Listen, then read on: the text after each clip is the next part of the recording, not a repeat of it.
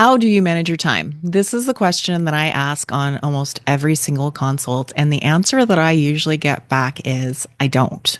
So, are you constantly running out of time? Are you feeling overwhelmed by your to do list? Or are you wondering like, where the day went?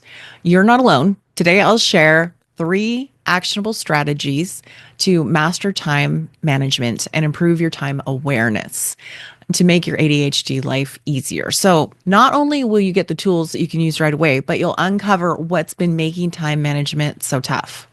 So, let's get into it. So, another thing I hear from clients is I was busy all day, but I don't know what I did. Do you feel like that sometimes where you just get to the end of the day and you're like, I feel like I was doing things all day, but I didn't even make a dent in my to do list? So for me, time management was really, really difficult to tackle. I'd miss appointments, I'd forget deadlines, I'd spend hours beating myself up for not being productive enough. Does that sound familiar? Everything changed when I realized the problem wasn't me, it was my approach to time. So I had to rewire how I viewed time and build systems that actually worked for my brain. And if I can fix this, so can you. So we're going to go over 3 points here. Number one, embrace time blocking. Now, I know what you're saying is I've tried time blocking. I don't like it. I feel too boxed in. I am going to, at some point, share my personal time management system. And part of that is time blocking.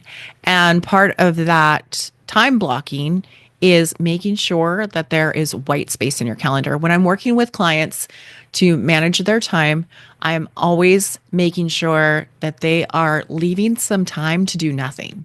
It's so important. So if you have time blocked in the past and you filled up your calendar completely, you just were doing it wrong. That's okay.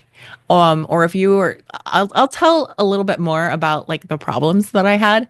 But most people think they need like a long, detailed to-do list to stay on track. I do not. I teach people a now, not now list, and that keeps the amount of things that you have on your to-do list very small. And you're always learning to prioritize with that. But here's the truth, lists by themselves don't work. What we do with the things on that list is we have to give it a specific time. And that's what time blocking, sorry. And that's why time blocking is a game changer.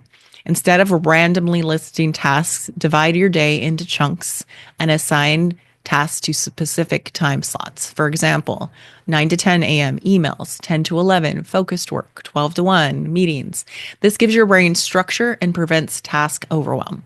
Tools like Google Calendar are really helpful for, sorry.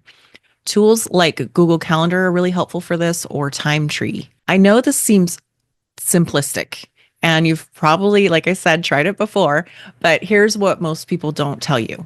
It took me a year to learn to follow a calendar. I'd forget to check it.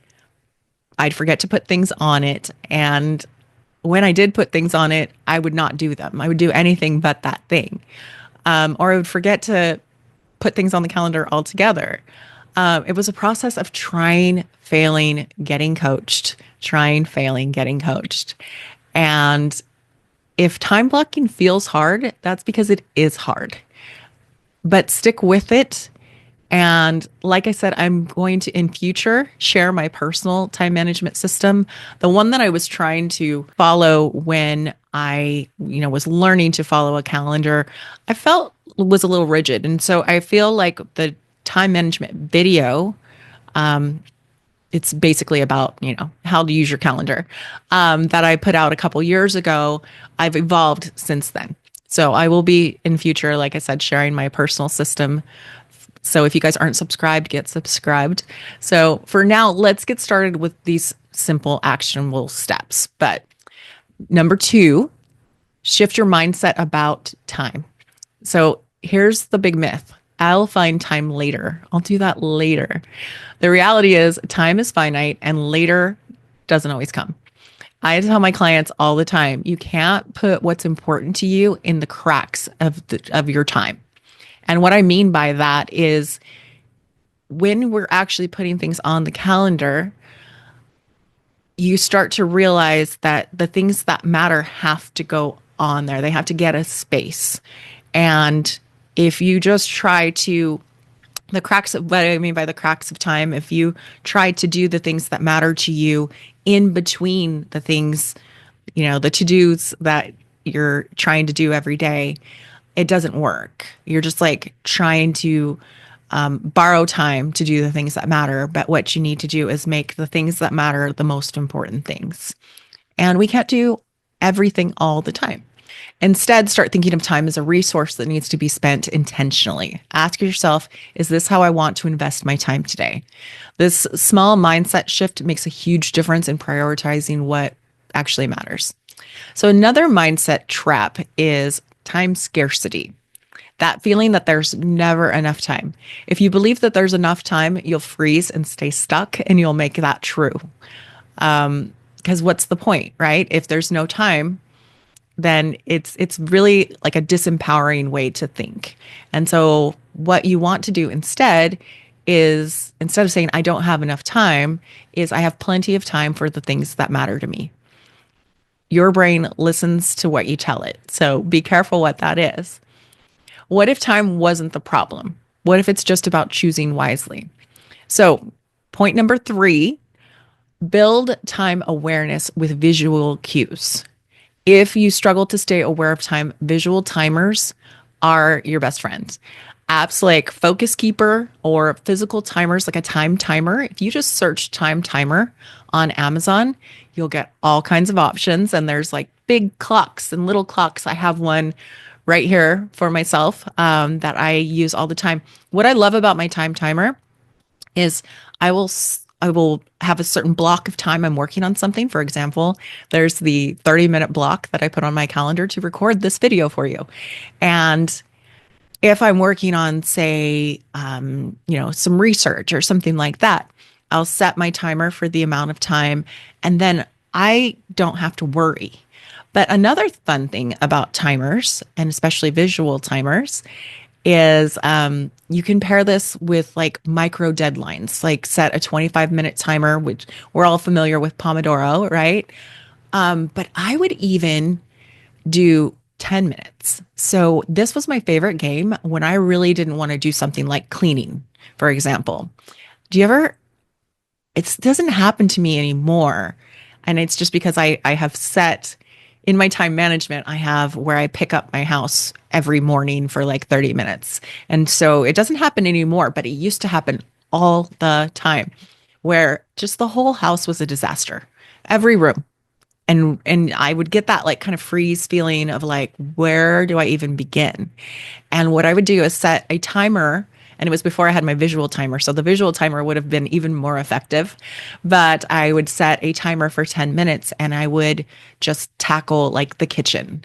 And what was so fun is it was shocking how much you can get done in a room in 10 minutes. You can make a huge difference in a room in 10 minutes.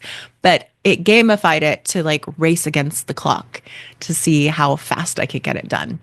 So timers don't just boost your focus, they train your brain to track time better.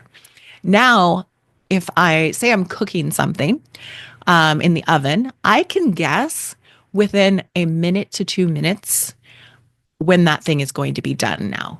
And that's a huge difference from like losing hours at a time in a day, just being unaware of the time.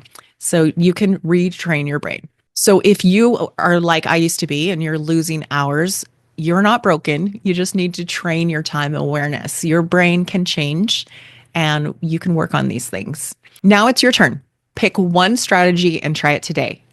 Time block your day, reframe how you think about time, set up a timer for your next task, drop a comment below. Which one are you trying first? Or share your best time management hack. I'm keeping this executive function series short, but if you want to go deeper, go to the website, www.learntothrivewithadhd.com. It's a new website, so fun to look at. And don't forget to like and subscribe on YouTube. Hit the bell so that you get notified every time I release one of these. I'm going to be releasing 2 a month in the series. If you're listening on the podcast, I would love for you to go to iTunes and rate and review. That brings together all the wonderful ADHD brains so that we're all together and learning. So I know what it feels like to be overwhelmed and feel out of control with time. But small changes like the ones that we talked about today can create big transformations. Imagine ending your day feeling accomplished and knowing exactly where the time went. You can definitely do this. Even if time management has felt impossible before, every small step adds up. So keep experimenting, keep adjusting, and most importantly, keep going. See you guys next week.